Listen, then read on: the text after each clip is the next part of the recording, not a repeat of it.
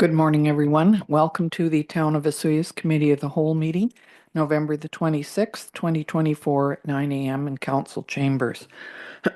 So first we will need the approval of the agenda, and are there any late items? No, thank you. Could we have a thank you, Councillor King, Councillor Chong, all in favor? Thank you. And the adoption of some minutes, the Committee of the Whole minutes of October the 22nd, 2024. Could we have a motion to adopt those? Councillor Poderica, Councillor Bennett, all in favor. Thank you. And first up, we have a staff report, an update on the implementation of a universal water metering program. And that will be Mr. Risling. Mr. Risling, could you introduce the people that are on the screen with us today, please? Thank you, Your Worship. We have Neptune representatives here, Ben and Andre, and we also have our project manager, Sheldon Pert, with the True Engineering.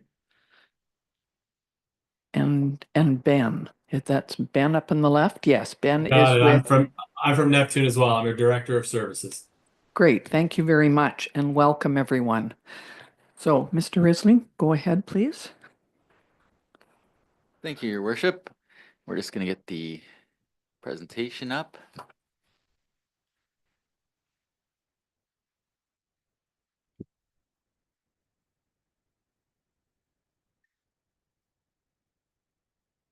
So yes, we're just, we've been on a bit of a journey. I think water meters have been talked about within the community for 15, 20 years. And in March of 2022, Council did provide direction to install water meters. We moved a little bit faster once we got that information on October 22nd. Council asked for an update on the water meter, which is what we're doing here today.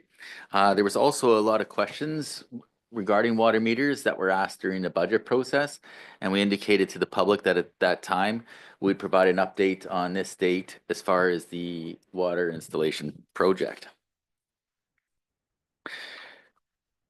So the project plan calls for about 1,800 meters to be installed, and that the project started in September, and we're hoping to get done in April. To date, we're about 25% done as far as installations. So we have almost 450 meters installed out of the 1,800 that we expect to replace. It's important to note that installing meters is mandatory. We're having very good cooperation to date, and so we're hoping that continues that way. And I think it's also important to note that the installation, that there is no cost to the residents, at least for that installation. It is being funded partially by grants and other capital reserves. So there's no cost when we show up on your door. We're not going to be asking for money to install it. The total budget is about 4.7 million. We're hoping that that number is adequate to fund this project. We don't have a total number as of yet, and the reason for that is that the contract has variable costs. So depending, for example, on the type of installation, if it's a pit meter versus a simple residential installation, there are different costs that we're charged for that installation. So hopefully the end of December, maybe early January, we'll have a better idea as to the number of pit meters and how it's going as far as installing meters within residents, as far as because there's also different costs for a simple install, and there's a different cost for those that are a little bit more complex. So again, we're not going to know the full cost until the project is complete. We're still hoping that the project timeline is going to be close to what we estimated. It may be impacted a little bit just due to the number of pit meters that are required. Those do take a substantial more amount of time. But again, we're still hoping that we're going to be on budget. Overall, property owners have been very receptive to the program. So we want to thank those that are cooperating and providing the meter installers with warm welcome. A lot of these property owners are, when it is kind of our expectation that they just clear their space where the water meter is going to be installed. So if you have some stuff in your furnace room, you just move some of that material. Snowbirds schedules have been accommodated, so if people are leaving for a few months, many of them have been contacting us, and so our Neptune is arranging the installations around their schedules. We're answering a lot of questions regarding stratas. So strata managers are wondering how this is going to occur. In most, if not all cases, basically there's going to be 1 meter to the property line, and the strata themselves will have to determine how they want to distribute that bill. Maybe some will want to have meters and separate the bill based on usage, and others may just want to do a flat bill divided by the number of units and divvy out that bill. That's really up to that strata to make that call. It's important to know that we do have an FAQ on our website that is updated regularly. So if there are questions that are coming in that are new, we update that FAQ. And so we really encourage people to look at our website, because most of the questions that we receive are on the website. One of the concerns that we have had, and it's caused a lot of additional phone calls to our project manager and Neptune, is there's a lot of misleading information on social media. So we really encourage people to get the truth, and the truth is on the website. Again, most of the questions are answered there, but if there are others, definitely you can give us a call. I think it's also important to note that there are always one-offs. We're not posting responses to one-off issues. Those are a little bit more complicated, and when there's issues with a specific install, we have experts that go out to that site and basically put out a plan and ensure that meter is installed at the most cost-efficient and manner possible. So for the vast majority, it's a pretty simple process, and the FAQs address those questions. Qualifications of installers has been an issue that has been raised, and it's important to note that Neptune has certified the water meter installer. So they make sure that each of the people that are visiting a residence have gone through training that meets their standards. It's also important to note that a water service that has more than a 2-inch line, those are done by certified plumbers. I've had questions regarding whether the installers are covered by insurance, and yes, they're covered by WorkSafe BC. And also the installers have carry ID. So just as a word of caution, we haven't had any issues, but make sure that when you're letting somebody into your home, that they do have the ID. Talked about this earlier, strata installations, because we are getting a lot of calls. Again, it's going to be 1 meter that's going to be placed at the entrance of the property where the water line comes into the property, and the strata councils will determine the allocation of that bill. Existing meters, a lot of comments on this. So homeowners or new builds have been required to install their own meter for in excess of 15 years. That practice is going to continue. So new builds will still be required to have a meter installed. After that installation, if there are issues with the meter, time when it needs to be replaced, that will be borne by the town. There's also a lot of talk about the town, replacing some of the existing meters, and there is some truth to that. Meters that are older than 10 years, we are replacing them. Less than 10 years, we're looking to see how they're going to work with the new system. So some of these meters, with slight modifications, will be able to communicate to the cell towers. And so what we're going to do is actually test those meters to see if they actually work. If they don't communicate to the tower, then they'll have to be replaced. So again, that's another issue that we don't know with regards to the overall cost, because some of these meters we will need to replace. And at the end of the day, these meters that we're pulling out, they are being recycled.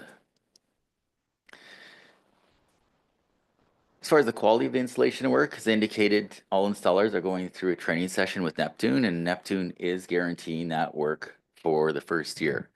After that 1-year mark, the meter issues will be addressed by the town. Another question that we get is some people are thinking that they have to themselves cut holes in their drywall and that type of thing for the installation, and no, that's not the case. The installers will take a look at where the pipes are and determine the best approach to install the meter. And in the end, they should leave your residence clean and tidy with a new water meter. So, yeah. So again, property owners should remove some of their materials so they have chairs and that type of thing in front of their water line, where the water line comes into the home. That should be clean. But as far as anything else, no, Neptune will and do the things that they need to do for the install.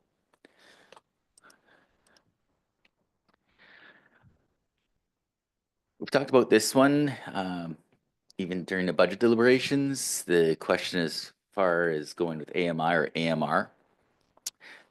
AMI is the technology whereby the meter can actually read, sends a signal out to a cell tower and goes into the database. So there's really just a kind of a click of a button and information goes into the system. AMR is a system that actually requires a drive-by. So the signal is not as strong, and therefore it can be picked up as you drive by. It's important to know that, and there's been a lot of discussion with regards to True Engineering and their report of, I think, 2022 that recommended AMR. So definitely our original intent was to go with AMR technology. That's the route we were going on.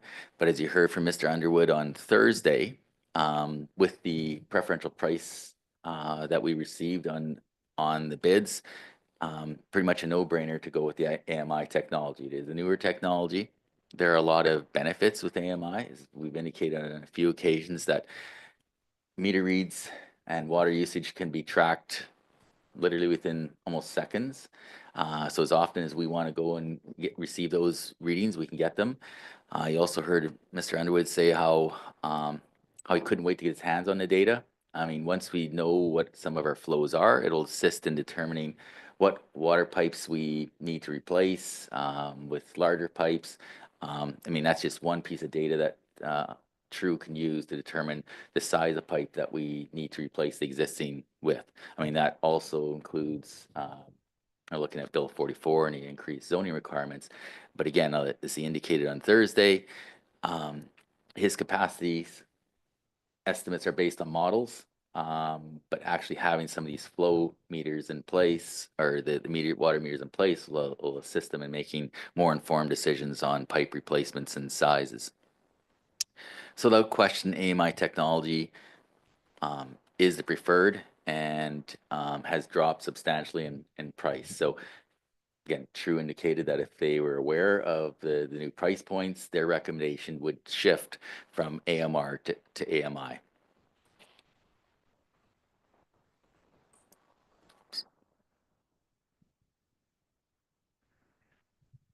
As far as the capital and operating costs of the AMI system, specifically a question was asked with regards to towers. We have 2 towers that are putting into place that should read all the water meters. Towers with their equipment here are about $75,000. Again, that's not the price we're paying. It's basically the RFP or the bid is put together as a whole package. So there's various pieces, but again, it was a package deal, and therefore, again, we were very surprised that, again, getting what we did. We were expecting for the budget amount that we had, we were going to be getting AMR technology, but we actually were able to get AMI technology. And annually for AMI, it does cost a little bit more. Analyzation of the towers, so altogether probably around $25,000 more, but there are substantial benefits, as indicated previously, to AMI. We don't have to have somebody driving around, greenhouse gases, just dealing with customer inquiries. What we've heard is a lot of municipalities that have moved to the AMI technology, they're able to deal with customer inquiries right over the phone and can go live into the system to see what the reads actually are, rather than stopping what they're doing or calling the utility guy to go out and take a look at the meters. So the vast majority of customer inquiries that come out or that are asked can be dealt with right in front of a computer monitor.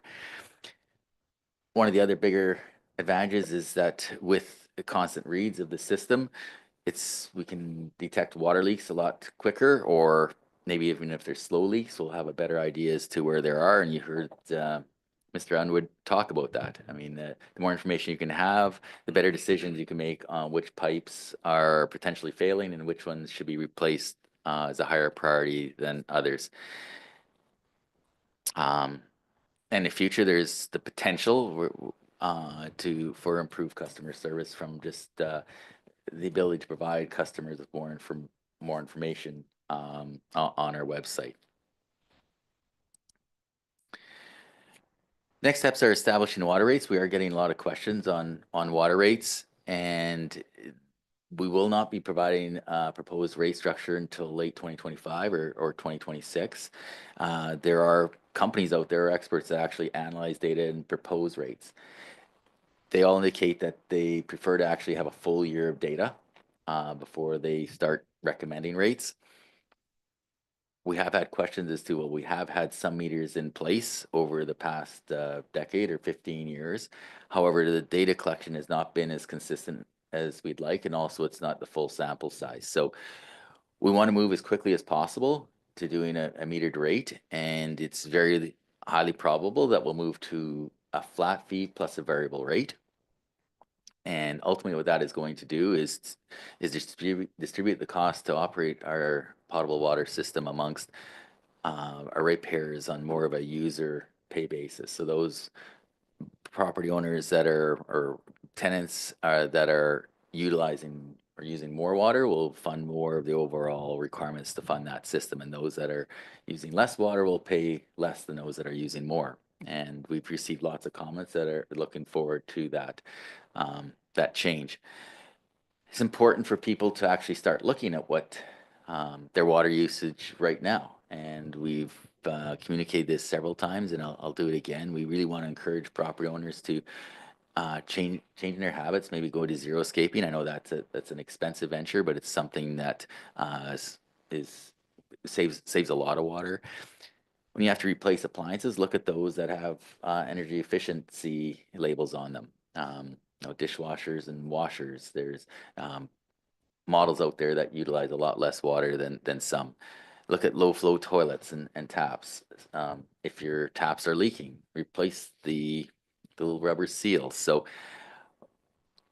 we really encourage the efficient use of water, and even again, as we speak, please look at those types of things. And once we move to variable rate, probably going to see more of an uptick, but we'd really appreciate if people started looking at these types of things sooner rather than later. And we have seen a lot of successes, and that is one of the reasons why we're able to continue with 2 days of watering lawns last week versus or this year rather than 1 day a week, which was 2 years ago. We did see some conservation measures which enabled us to keep that 2 days a week. So we're hoping that people continue to change their habits and give us all the ability to continue to water 2 days a week. And looking at some of those things that I just mentioned, that will improve our chances of having that 2-day irrigation a week for the next couple of years.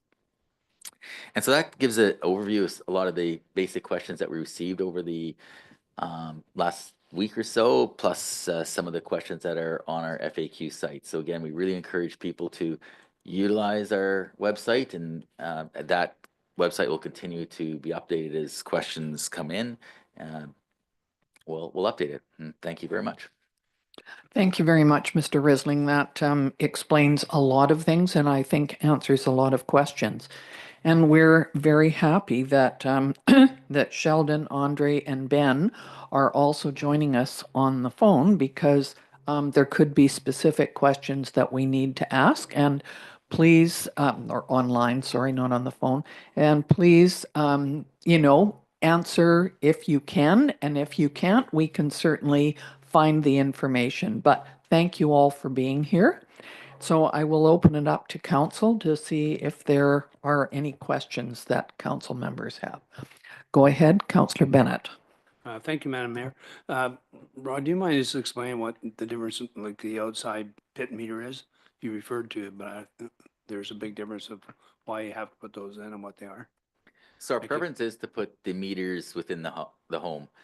One of the practices within the community previously was from the property line, there was a T and there was a shut off that actually went to your irrigation. So there was a pipe that went to irrigation and there was a pipe that went to your the house. And so we have to install a meter prior to usage. So that meter has to be where the first drop of water is actually entering or being used from the property. So again, a lot of our properties have a valve that goes to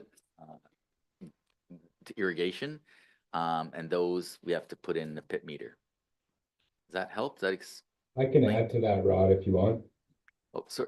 I think Mr. Pert wanted to say something. Go Yeah, ahead, Sheldon. Can you hear me? Okay. Yeah, essentially Rod's right. And just in a very simple form, it's basically there's irrigation systems that are the valve is turned off outside or inside.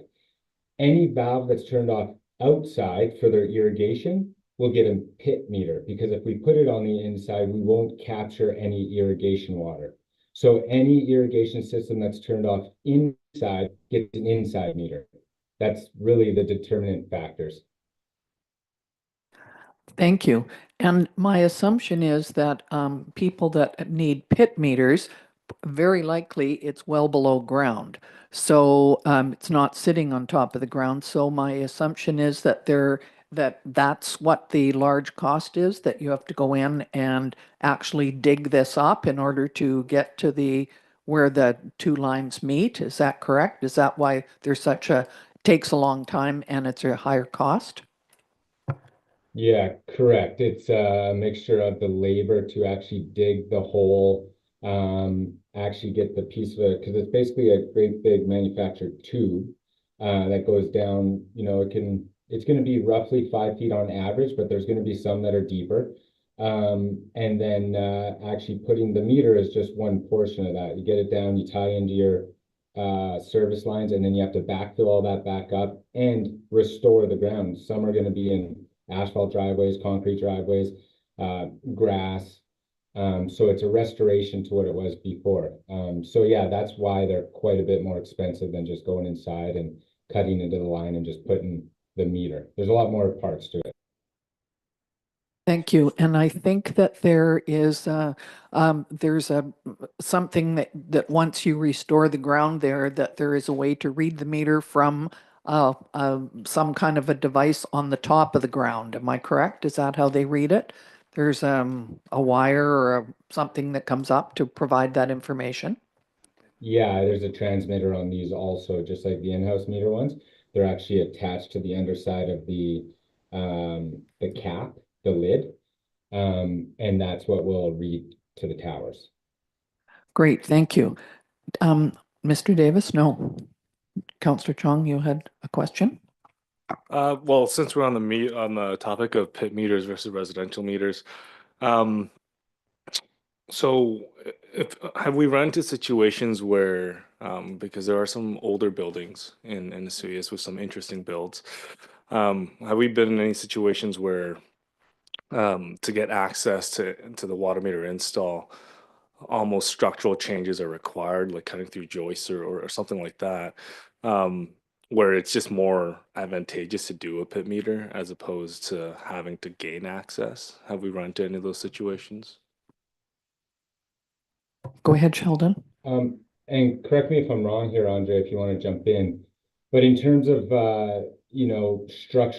changing structural components of a structure, I don't believe we've run into that. And you're right. I think if we did run into some sort of extreme case like that, that we would then use the option of a pit, because it would make more sense in that situation. But Andre, correct me if I'm wrong, I don't believe we ran into that yet on the small meters or large meters. You're absolutely correct there, Sheldon. We have not run into that yet. And if we were, we would definitely temporarily put a deviation on it so it can be discussed with the town and with Sheldon in our weekly progress meetings, and just make sure we're all on the same page before coming to the decision that's best for all parties. And as a follow-up in the presentation, it was mentioned that if there was drywall that needed to be removed, or et cetera, that's really all aesthetic. It's pretty simple work that can be done and then replaced to the previous standard. Yeah, I can speak to that, and correct me if I'm wrong, Andre, again, but basically Neptune has manufactured panels that if they do have to cut into the drywall, they cut the opening a certain size so these pre-manufactured panels can then go on the drywall and you can have an access point. Because really, if your shutoff is behind drywall, that's a big risk to the homeowner anyway. So this actually provides them with a much better product at the end of the day. And yes, a hole does have to be cut, but there is a nice panel that gets inserted. Is there anyone else? Go ahead, Councillor King. Yeah, thank you, Madam Mayor. Mr. Riesling, I might be ahead of myself. I support meters, and I think as a whole, the town will save water. But as a taxpayer, how do I find out if I'm going to save money or it's going to cost me more? To your worship, that won't be determined for about a year. So once we get once the meters are operating and we can start getting reads, that information, we will be hiring an external consultant to actually review that data and to come up with rates. And once we have these options, council will debate them and people will be able to see what their costs actually are. But I think in theory, what is going to happen, or at least that's what the intent is, for those that utilize very little water, will have a bill that is less than somebody that is a heavy user of water. But unfortunately, I know people want to know that answer, and it's a good question, but we just don't have the data yet and or options for consideration. Can I just add that 24% of water in the Okanagan is used for outdoor irrigation? So if that's certainly one way that we can cut down, and there have been several suggestions on how you could, cut down on your outdoor water usage. And I'll tell you one thing, cedar trees take a lot of water. And I think there's lots of people looking at that, and possibly when they're redoing their landscaping, they're putting in something other than cedar. They look nice, but they take a lot of water. Councillor Chong? Thank you. One last question about pit meters. You mentioned there's a tube that gets installed. Would that protect the pit meter from the elements and other things? Yeah, it keeps all the ground soil and stuff on the outside, obviously, but and then the lid would keep, debris out. And it's even got a little insulation component to it to help for cold actually going down into the void space. But yeah, it keeps all soil, everything out of there for sure. I have a You have whole another list, one? so Oh, go I can ahead. keep Go going, ahead. Unless another council wants to hop in. Just a more general question, I guess, directed to Ben or Andre. How many municipalities in total has Neptune serviced, both AMR and AMI? That's a great question. I'm happy to take that one. So we from the service side have been in the service business for over 35 years now. We have 30 plus ongoing projects across Canada right now. And we have done, it's got to be in the thousands. I can't get you a full count on, but I could, of communities that we've helped. And many communities do similar to what you're doing, where it's kind of a one-time project, and there's others that do a recurring project where we kind of assist their meter operations year over year. So a mix of both, but right now we're at about 35 active projects across the country. And so it's pretty safe to say you've installed like millions of these meters then. Oh, that's for sure. Yeah. I mean, I can give you the number. I think we did over 1,500 just yesterday. So it's a lot. And then in terms of performance metrics, on average, what percentage of installs usually see some sort of adverse event? Yeah, I mean, it depends how you classify that. So there's a couple different ways that we would say. So first is, we're unable to resolve that appointment the first time we show up. And that could be, where I heard someone mention earlier, there's chairs or furniture in the way of the access to the meter and we're unable to kind of move it at the time, or there's something blocking it. So those account for a percentage. Then there's ones that get completed that require a follow-up for whatever reason, us to go, fix a transmitter that isn't transmitting the way. And then there's some that we're unable to complete, and then a very, very, very small number of ones that have some sort of warranty claim that we have to go to before the project's done. So, I mean, to total all those numbers together, we monitor them weekly throughout the project and throughout the progress meetings. And I'd say we're under total, including all those ones that are relatively minor, under 5% of ones that don't get completed on the first visit. So with specifically with the ones that may require warranty requests, or there's some sort of damage, we've heard of irrigation lines and those being an issue. What percentage of the installs have seen some sort of event in that type of classification? Yeah, I don't want to speak for this project without having the numbers in front of me, but globally we're under 0.5% of our installs that require some sort of damage remediation. Did you have another question about what happens to the meters once the ones that are taken out? Is that not a question you had? Go ahead. That is on the list. Yeah, so this is kind of more of a technical question. In terms of battery life, with the AMIs, my understanding is we can set the frequency of how quickly or how often we ping for the data. Would having a higher ping rate result in a lower battery life? Like, is there a balance with that? You've got it, but actually the first bit that you said was incorrect. So the way the radios are engineered to transmit is they transmit a consistent signal on an interval. So you're getting that data. And again, this is one of the things I heard where the AMI technology came down in price and kind of came up in reliability over the past couple of years. A big change in that is a change in the philosophy of the technology, where, like you said before, it was, hey, we want more information, therefore it'll be less battery life. So we're going to set the ping rate higher. Now, with the technology we have in place, we send that consistent signal. It'll get you the hourly data through the system to analyze. And that's happening on every radio. There's nothing to set, nothing you can set, which is intentional because it keeps the battery life very consistent and lets us achieve that battery promise and warranty that we've been able to give. So on average, battery life wise, what are we looking at it for, like a fresh brand new meter? Yeah, we warranty them for 20 years.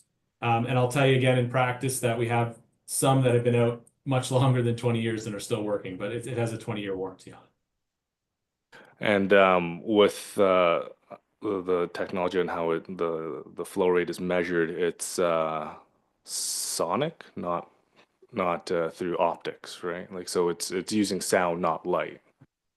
You got it. Now that's specific to the meter, not to the radio. So yeah, so there's two components. There's the meter, which measures the water, which you've got an ultrasonic measurement, and then the radio that sends that measurement signal through the network so you can get the reading. And I know it was mentioned in the presentation that meters that will be replaced will be recycled. Would any of these meters be refurbished for future use or reused in any way? Yeah, so at the meters that we take out, the brass meters, we're able to melt down the brass and reuse the brass. So you often go to a metal recycler. Some that are larger that can be refurbished, we could refurbish. And again, that's kind of up to what we want to do with them. We take out. Normally, it's most cost effective to take the brass, melt it down, and have it be made into new metals. And in terms of, this might be more for the future, but once we have all the installs done, will residents have access to their own online portal, like their own account, to see their own data live, or how would we kind of create access for that? Sheldon, can you take that one? Is there a portal implementation in this, or? Yeah, from my understanding, that is an option Neptune has, but is not included in this contract. So at the moment, I don't believe that is an option unless the town decides that they want to go ahead with that option. And just one thing for your last question with the meters, currently, the town is collecting the meters. And the town will recycle them for those dollars at a later date when they decide to take them to a recycler. Awesome. Thanks for that. So yeah, so to kind of jump on Sheldon's point there, I just didn't know all the contract details. I didn't want to get into it, but we do have a software program that is able to be added on after where a resident can see their metering information. Can I jump in and just ask how, if I wanted to know how much my usage was on a certain month because something broke down or I had a leak, can I contact somebody and they can provide that for me from the main terminal, or is that possible or not without having my own ability to go in and check? So I can answer from a feasibility standpoint. Yes, totally. Now, what the town might want to have is a customer service agreement or resolution, because there is two sides to it. You aren't necessarily able to service every single resident if they all call in all at once. So I don't know what your service deliveries are, but the software can certainly do that. You can call in, pull up an account. You're able to send someone's usage or monitor their usage and send them an export of that. So it is very technically possible. I just don't want to agree to any service levels for your departments. Thank you very much. Councillor King? Yeah, thank you, Madam Mayor. Could you tell me the approximate cost of that software if we happen to move forward in the future? So individuals could read.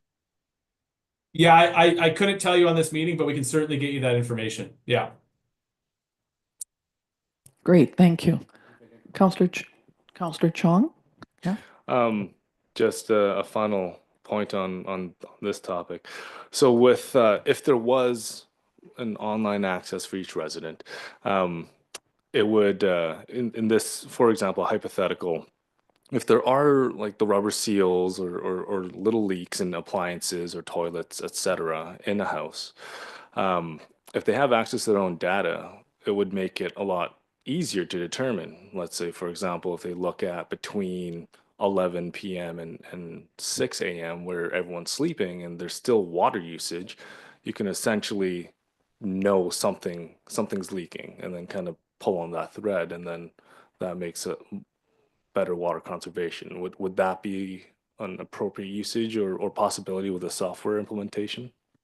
You've got it. That's probably the number one use case of that software is exactly that. Now, again, there's steps in the intermediary that a lot of utilities do where you yourself as the utility will kind of look for that and then send a notice in people's water bill to say, hey, we've noticed abnormalities in your usage. You're using water overnight, every night. That may be warranted, right? You might have a dialysis machine or something else. I'm not sure. But just so that you know, if you don't intend to be using that water, you are. So that's, again, I think when I heard water rates without getting too far into it, that's often why you wait a little bit to set that rate to try to assist people in getting those cleaned up before they set the rates. Also, can I quickly add to that, Ben? And correct me if I'm wrong, but on the physical meter, there's an indicator there that, like, if you're not using anything in your house and you go look at this and there's a water drop indicator, that means that there's water passing through the meter, and that could indicate a leaky toilet, a leaky faucet, something, maybe, irrigation leaks. Is that correct? Yeah, bang on. Yeah, you can see it on the physical dial. Now, what the difference is, that's kind of instantaneous. So that's a one-time. So, hey, that's saying I am using water currently when I'm not expecting to. So it's a good test to turn off all your faucets and say, I think I should be using no water right now. And if you see that indicator, then it is saying you are. Whereas with the system, it will give you the historical as well to show that you have been doing that in the past as well.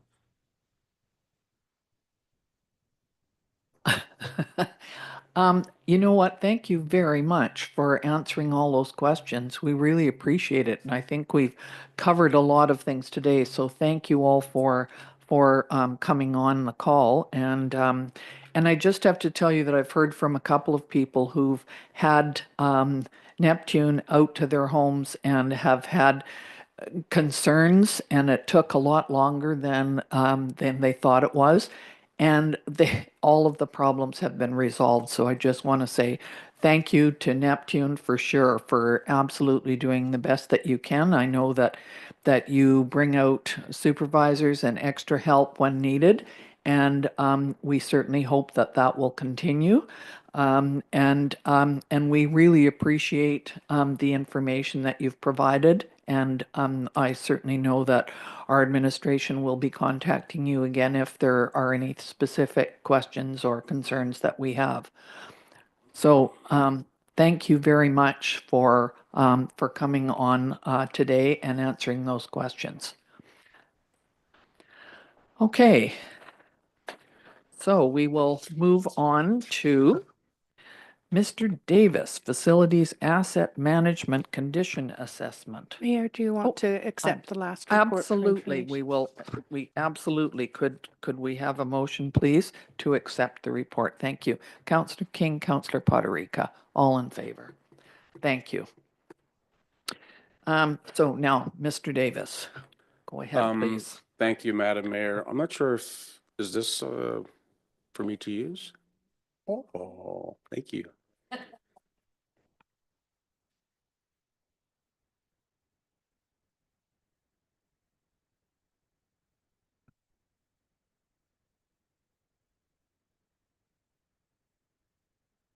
Thank you very much, Madam Mayor, Council. I guess I can say, and through administration, it's a privilege to actually come forward to talk about our facilities in terms of asset management. This past year, we've talked a lot about water, and we talked a lot about water this morning. So now we're going to add to that the Band-Aid, and we're going to make sure we get a couple of dressings in place, and hopefully move forward with some positiveness for our facilities.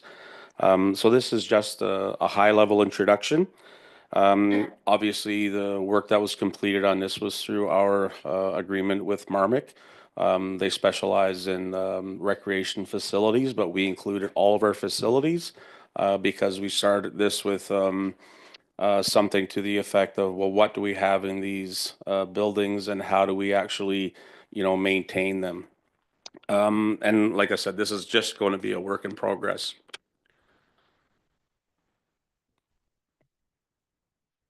Thank you. So asset management, obviously it's been legislated and it's through a public sector accounting board. And because of that, we've actually had to do a number of things for facilities. We have over 45 facilities and structures. They're all listed. I think there was 48 in total. And they had a number of different items in place. The replacement cost for what we have listed here, which is not everything inclusive, is over $150 million. So it is, a substantial amount of money. Part of this process includes developing an asset management plan, which has been identified through council. And it is, like I said, a process in the works. Ideally, reserves should be established to replace existing structures and other improvements. And then as we move forward, the patrons and the businesses using that facility would definitely be part of that process. In terms of our asset management, we have, a number of facilities, very poor, fair, good, and very good. Anywhere from 0 to 20% remaining, which we listed as about five years. Fair in the middle at 10, very good anywhere from 20 to 25. And that just goes across where we are right now with the facilities and structures that we have, and where they are in terms of the remaining life. Which the most important, obviously, are the very poor and poor. which is 15 structures, and those items are the ones that would probably need the most attention at this point in time. Obviously, doing our parks master plan may have an effect on some of this in terms of combining facilities or doing something even at Desert Park as an option that was presented. Thank you, Paige Turner. I really appreciate that. In terms of our asset management, the condition, right now we have over $12 million annually. If we were going to dedicate reserves, put money away, based on just what's been listed, we're looking at a $12 million, kick in the butt. And really at the end of the day, we know that's not feasible, but it's something that we need to work towards. Regular maintenance, the items that are most cost effective is having a 2 to 4% standard based on our annual $12 million. That works out, anywhere from $250,000 to $500,000 for maintenance. Currently in our 2024 budget, we had $183,000, and that was excluding utilities. And as we move forward in 2025 and beyond, we need to increase that, but also look at reserves for future building replacement. With our asset management policy, the replacement value of our buildings, it is also part of council's strategic plan. So a number of items are options that we can utilize and look at as we move forward. Obviously, we can do nothing at all, stay status quo.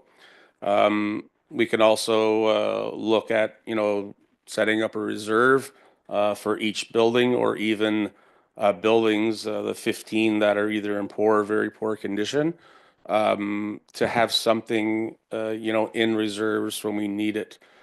This past year, I had to come to council to make a change just for a regular maintenance program, where we didn't have one capital project finished just by luck, to actually allocate those funds, to help us with our rooftop units, because we really didn't have anything allocated for that purpose. The other option is, the committee agrees to direct administration to incorporate additional percentage, and this should be 4% of maintenance costs, not the building replacement, to the maximum town asset for 2025 budget for this year. And then looking at 4% of current maintenance replacement costs for the 2026 and beyond. Council previously passed a resolution to bring forward and make sure we had money or reserves in our budget for those costs related to asbestos removal and abatement purposes. And those were a resolution that we passed. We put it in our budget, and that's what they're allocated towards. So when we need those, and when the time is justified where we need to do that, we would have that money in there to do it. And really at the end of the day, there are many municipalities that are similar to us, but there are many that would actually have dedicated reserves. And I know that in our business, especially for recreation facilities, it's not something that we just have left and not put towards. Without that, obviously, we're just going to be left with nothing to help when that building does come to an end of life. Just in closing, when we actually do our asset management plan and we have this fully functional, we can use a lot of those numbers, a lot of those diametrics to say, this is how we need to move forward. Right now, we're at the infancy, and we need to know we have maintenance as one thing, which we should increase and have on hand, but we also have that full replacement cost. We have looked at other options as well, and we are starting with the Arts Council, where we've asked for rent. And as we continue, we're going to look at other options like that. When we look at some of the other lease agreements that we have for our outbuildings that we don't manage directly, they're in tune for a long time because they have long-term leases, and some of that might be difficult, but at the end of the day, you know, they're still town-owned facilities. Thank you very much, Mr. Davis. Yes, it's a very interesting report. Can I just ask one question about the asbestos? And I know that that's costing some money. Is it just we took it out of the other building that we had Arts for the Arts Council, Council yeah. building? Is it now, is it all other buildings or is it the Sun Bowl right now? Is that what we're looking at? How about the Sonora Center? So, Madam Mayor, we still have other buildings. I don't know the exact amounts, but the program or the report that we got from, you know, the company that did that did list still asbestos and other facilities that we do need to abate.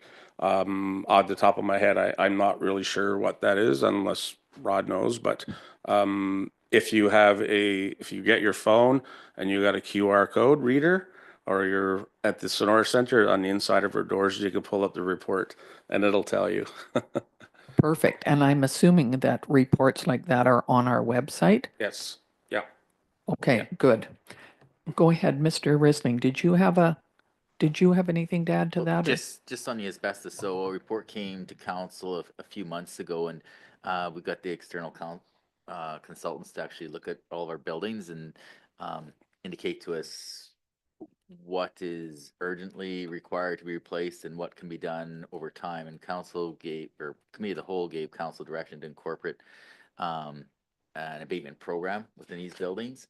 And if my memory serves me correctly, I think council wanted the budget to be to include in the budget figures, I think, to have enough reserves to deal with our abatement over a 4 or 5 year period, something like that. So there was funding already allocated to the Sonora budget, which got approved a month or so ago and is also going to be included in the other upcoming town budget. So council gave that direction to start putting money aside, and in addition to that, gave direction to, I think, priority 1s and 2s to start moving on them immediately. So that's what we presented within the Sun Bowl budget, and that's what will be incorporated within the town's budget. And I know that because the Sun Bowl is also partly run by the RDOS, and so it's already come up there. Councillor King? Yeah, thank you, Madam Mayor. I guess I just got a question on your options you presented. They're a little different. That's what's on our report. I just want to know your option 2. It says 25,000 per building. So is that like 10 buildings? So you're looking for 250,000 or just 25,000? It says per building.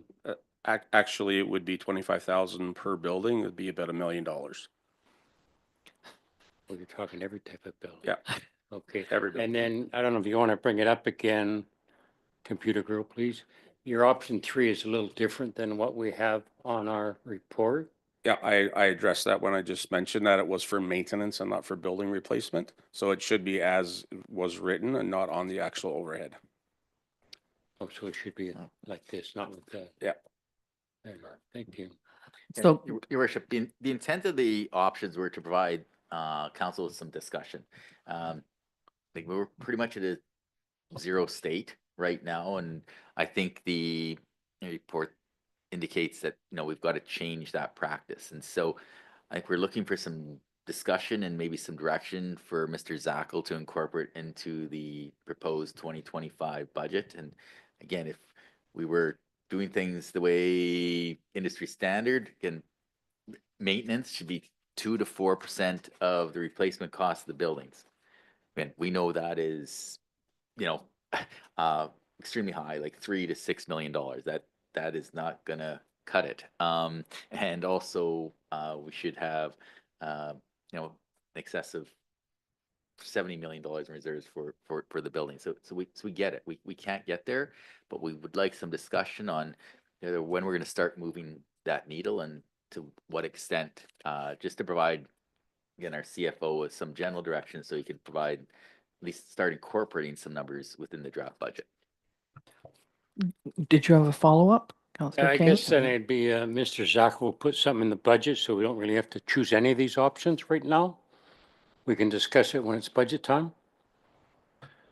Well, we can. I think most times there's some general direction that's given by council for administration to proceed with presenting the budget. So in theory, we should have policies in place that provide administration with direction on what council's wishes are. So at least we have a starting point. Council always has the ability to change things once we get to the budget, but it's difficult to come up with a number if we don't have any direction from council. And so it'd just be a lot more efficient if we have some indication now to put the budget package together.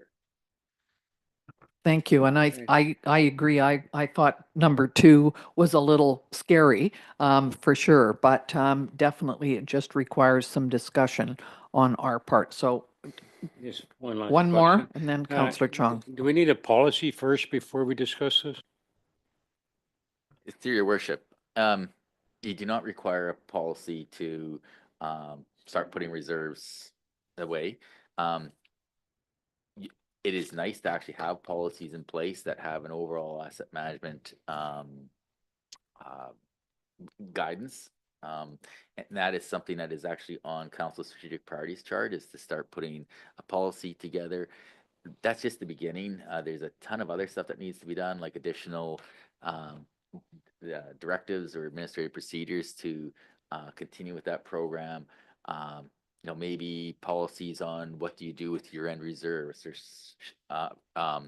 surpluses. Should a certain percentage go into X reserves or maintenance, etc. So I think there's a ton of things on the financial side that need to come in front of council to provide, again, some general direction and transparency as to what we're doing with the funding. I think what's been happening is, and I've used this phrase several times, and I think we're building an airplane while we're flying, and we know these numbers are huge, and the sooner that we can start putting some funding towards these deteriorating assets, the cheaper it is going to be for our taxpayers. And that's why we want to present as much information as possible to council and the public, so they have a good understanding of where we're at, and ultimately the information that council is going to utilize in order to formulate a budget for 2025 in the future. So again, this is just our ongoing effort to be transparent, to provide an overview to everyone on the state of our financial affairs and our infrastructure. And we've got more that's going to be coming as council's semi-approved the water budget. We're going to be wanting to do the ag system, find out the state of that. We've got a ton of work to do on our transportation system. So again, this is all in the spirit of providing transparency and information for council to make informed decisions. Go ahead, Councillor, or you're a councillor today, Mr. Davis. Thank you, Madam Mayor. One of the reasons the $25,000 actually came up is we proposed that or brought that forward for the Sun Bowl. One of the reasons is that the funding that was required for rooftop units at Sonora was around that amount. And if we had that kind of amount or anything, it would help with items like that. So it would be like an emergency fund. Even if it wasn't used, it stays in that reserve and it moves forward just as another option. But having anything, like right now we have zero, putting anything for, maybe it's just, select buildings, even to start just as another option, like Mr. Riesling said, because right now there's nothing, and we need to start doing and be more proactive in that respect. Madam Mayor, maybe I'll just add one more comment, just this, because we talked about the HVAC system within Sonora. Well, again, and a lot of our buildings are aging. This morning, we got another email from our operations yard, and there's water coming through the ceiling. So we have a lot of buildings where we have to get ahead of that curve, or it's going to cost us more. Maintenance dollar, I think I've always heard, is putting $1 into maintenance saves you $4 down the line. So it's just, but again, we know we're starting from zero, and we know we've got to do better in order to create longevity in the assets that we do have. I'm just going to throw in one thing that I thought of was the landfill. I remember about 10 years ago that the landfill was reorganized, and there were certain things that were added to the landfill to make it more efficient. And quite frankly, it added, I think, 40 years onto the length of the landfill. So doing things and preventing damage and doing things that you can now, a little bit of money here to deal with things, will save us money in the long run and will make it much easier. So we're lucky. The landfill was just the one that came to mind. I know it's not a structure, but go ahead, Charles. Thank you, Madam Mayor. Just to reiterate that, my time here, 19 years going on 20, we've always allocated funding in a 5-year, budget, say for the Sonora Center as an example. We've done something similar to the arena, but if we look at a building like Desert Park, that's been here the exact same time. We've probably in that same time probably dedicated money once or twice, probably twice over the span of that time, and not something a little bit on an annual basis. Doing those maintenance items like at the Sonora really has, extended that life of that building. The bones are good. And then doing those smaller items, even though, and that might be different than what we're looking at here because it is only on a 5-year cycle and not for the life cycle.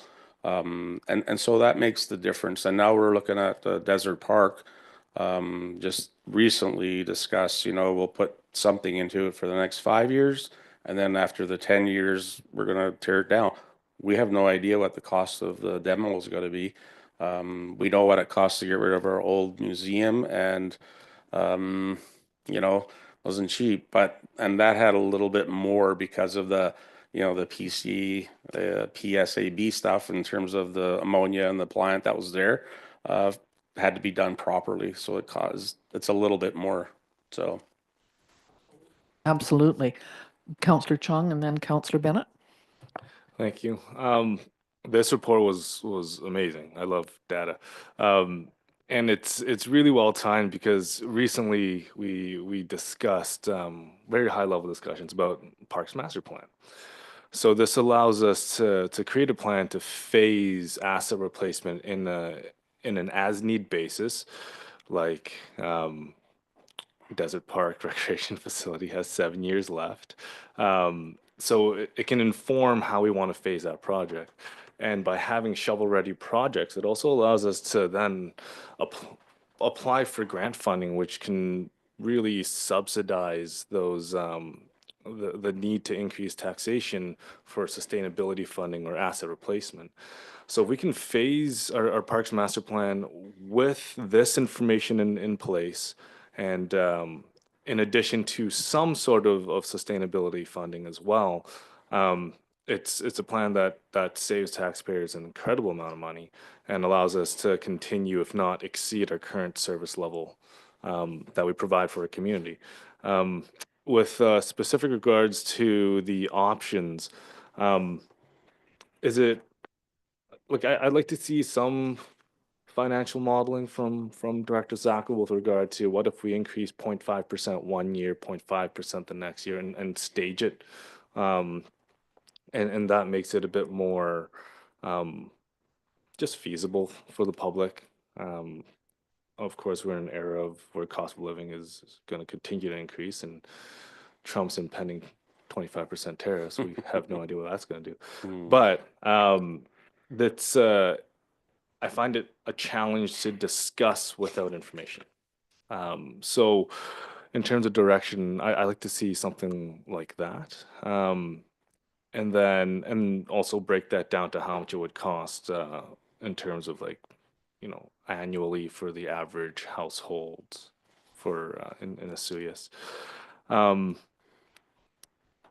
Yeah, I think that's fairly reasonable. Thank you. I think that's a good idea. I remember, well, it was 2016, I think, was the census, and all of a sudden we were over 5,000.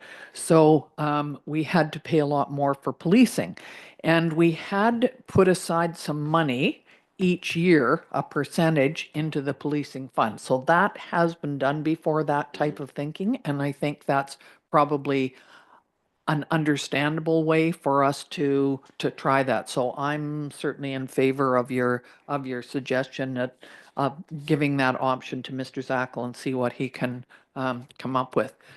Councillor Bennett, you had a question. Thank you. Thank you, Madam Mayor. I guess I'm just kind of following up with what Councillor Chong just said is basically, I like these ideas of all three of these options. And I think we have to do it. It's just, we got to see where, when he says $1 million or $2 million, or how much can we put away? How much can we afford to put away? That's kind of in the budget. So I'm not sure what we're being asked. We're just being asked to say we got to start looking at that. And I totally agree with that. I'm not sure what else we're being asked, if it's funding or what exactly we're doing. Go ahead, Councillor Chong. And just to follow up with the financial modeling, multiple options, not just like 0.5, 0.5, 0.5. Like if we can even be more conservative with even a lower percentage, or, and then best case scenario, if we do the 2% or 4%, et cetera. That way it kind of gives more context to what options, or the full spectrum of options we have, because there are many. So, and then that way it's just more transparent and allows, you know, our residents to have a more clear, higher resolution picture of the situation. Thank you. So, Mrs. Coulson, do we need a motion to, with the recommendation that, that Councillor Chong just, would you Yes. like to make a motion? I Oh, have you have a it. draft. Could you wording, read it for us, please? In addition to receiving this report for information, and that the Director of Finance to produce financial modeling options of potential asset management replacement allocations. Yeah. That sounds great. Okay. I will make that motion. Thank you very much. Is there a seconder? Councillor Poderica. All in favor? Thank you. So now we already approved or made the motion to accept this for information. Good. So we're done. Go ahead, Minister. Minister. Hey, you've come up in the world. There you go.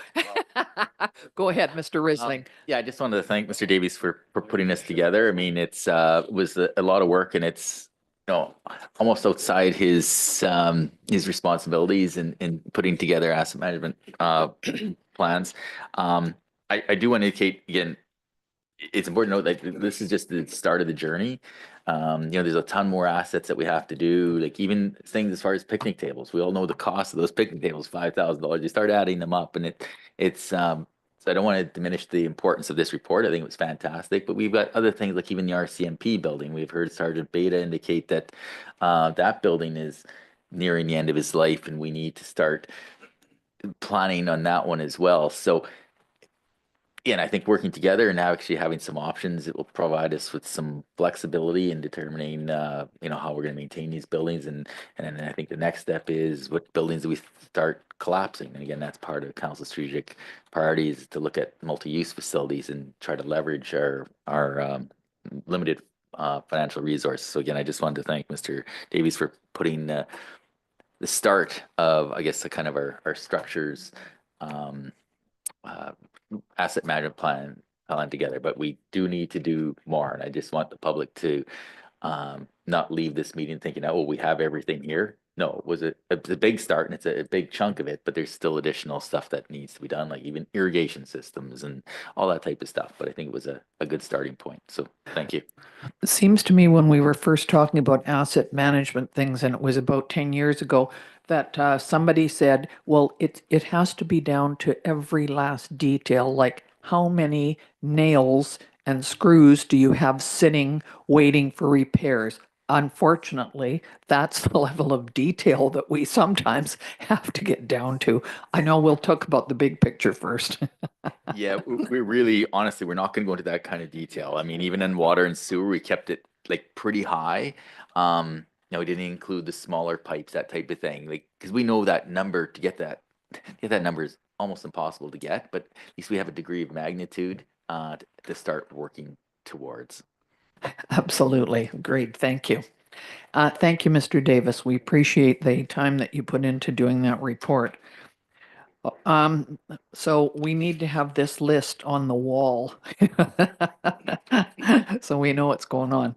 All right, so we're going to go on to the next report, which is the amended code of conduct for elected officials, and that would be Director Coulson. This morning, we're just going to talk about the code of conduct changes, and the intent is for council to just receive it and discuss it possibly today. And then I will return on December 10th with all the things in front of you are in draft with the actual changes integrated into the existing code of conduct, if that's council's decision. So just as a little bit of background, Council Code of Conduct came about as a result of a provincial bill in 2021. And that came out of a resolution at the UBCM conference with respect to elected official behavior and looking for a standard of respectable conduct. And so the bill requires that the council consider adopting a code of conduct in the first 6 months following a general election. Following the introduction of that bill, a regional group of the corporate officers got together and worked with legal counsel, including the legal counsel who was the integrity commissioner in Surrey for a number of years. So he had very good information to assist the group with putting together the original code of conduct. That code of conduct was adopted by the regional district and a number of other member municipalities, Princeton, Penticton, Karameas, and Osoyoos. And Osoyoos adopted this policy in September of 2023. After utilizing these policy guidelines for a few processes of working through a complaint, it was suggested by the legal counsels that we have another look and maybe make some amendments that would make the process more effective. The group of corporate officers got together again with the same legal counsel and came up with a few suggested improvements, which is what we're going to talk about today. The key improvement areas relate to the complaint process, and I'll talk a little bit more detail on that in a moment. There's also a key recommendation to make changes to council's remuneration bylaw to actually give council a place to point to should they get to that point of wanting to impose penalties. There was no way to do that in the past. Penticton is the only one who's actually made that change at this point. So removing the adjudicator role and incorporating those responsibilities into the solicitor role is anticipated to both streamline the process and reduce the legal costs. In the current model that we're using, the corporate officer and an adjudicator work together and kind of putting the complaint together and starting to go through informal resolutions, and only at the point that that fails is it passed on to the solicitor. When it does get passed on to the solicitor, and a couple of them did, they found that there was quite a bit of repetitive legal work done, and it wasn't the most efficient process. Another thing close to my heart is the corporate officer's role. It's very, very awkward for a corporate officer to be involved in a complaint between two elected officials and hope to maintain a good relationship going forward after that. So it is recommended that the corporate officer receive the complaint and hand it straight on to the solicitor. We are also looking at making recommendations that deliberations about any code of conduct complaint should be held in an open meeting if at all possible. Of course, there's privacy considerations sometimes, and part of the discussion might have to go into a closed meeting. But to improve the transparency of the process, it's recommended that we go to an open meeting wherever possible.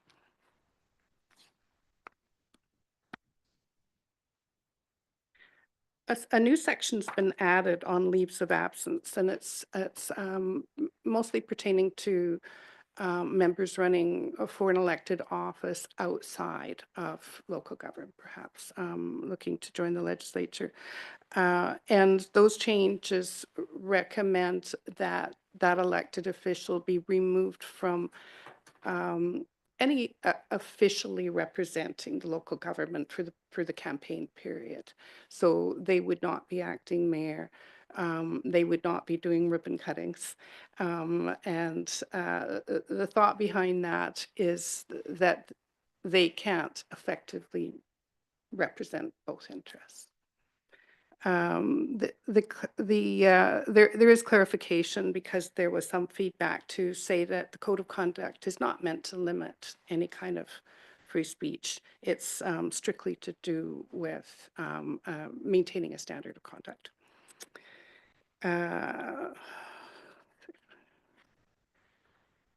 An official complaint form has been put together because they wish to standardize how the complaints were received. Some of them were in various formats, and they felt that in order to standardize the process and make it easier for the solicitor to maintain continuity between complaints, that they would all come in a standard way. So the final major change is to that council indemnity bylaw, and you'll see that I've put a redlined bylaw in front of council today, adding penalties.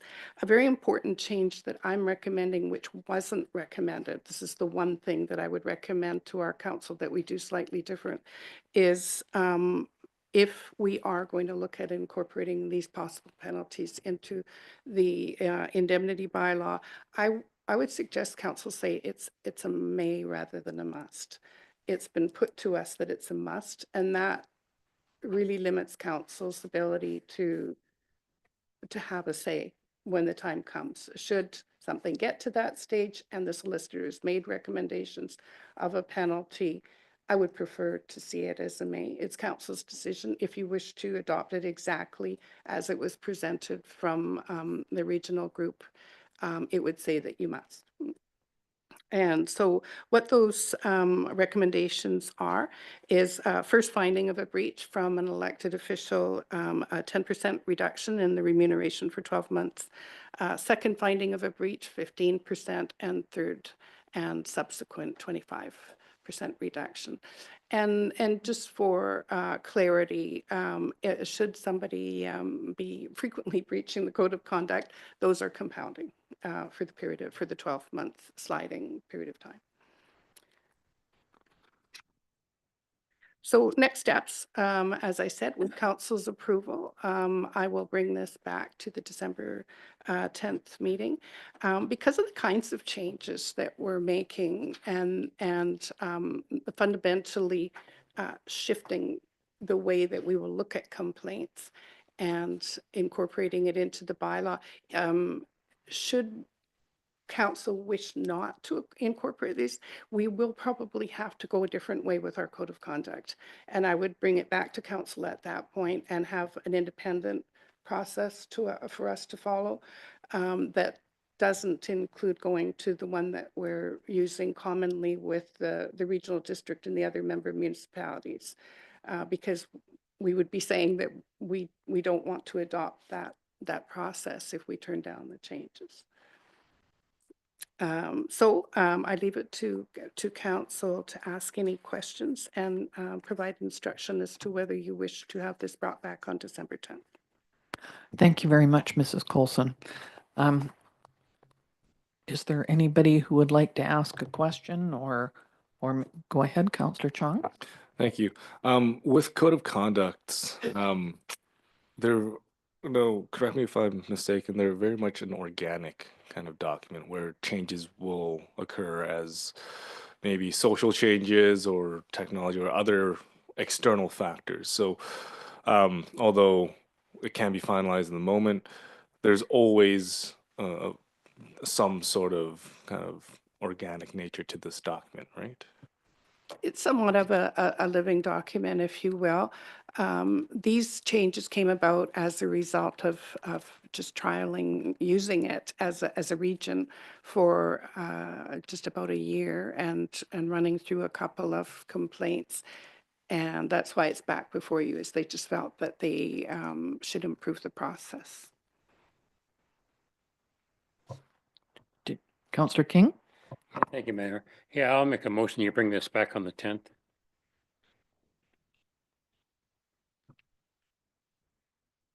Councillor Poderica is seconding that.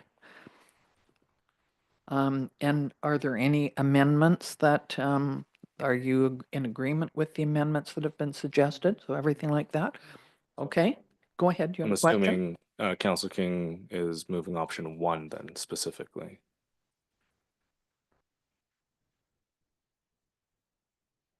That There's option that 1 and includes 2. the amendments for the indemnity bylaw as Yeah. well.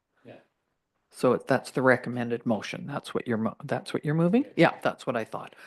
For clarity, could I ask council if you're willing for me to bring this back in the indemnity bylaw as a may as opposed to a must? Fine with me. Are you okay with that, everybody? Yeah. Okay. All right. So did you have something else to add? I Go just want to ahead. ask a question. This is moving forward with council. Are you looking at improving the code of conduct for staff? It's fairly recent. We can look at it. I would ask council if you're aware of deficiencies in that policy that you wish to have reviewed. You just say, when was the last time it was reviewed? Yes, I believe it was just brought to council a couple of years months ago. ago, right? Yeah. So this is just for council, this one. Yeah, okay. So I will, it's been moved and seconded. I will call the question. All in favor? Thank you very much.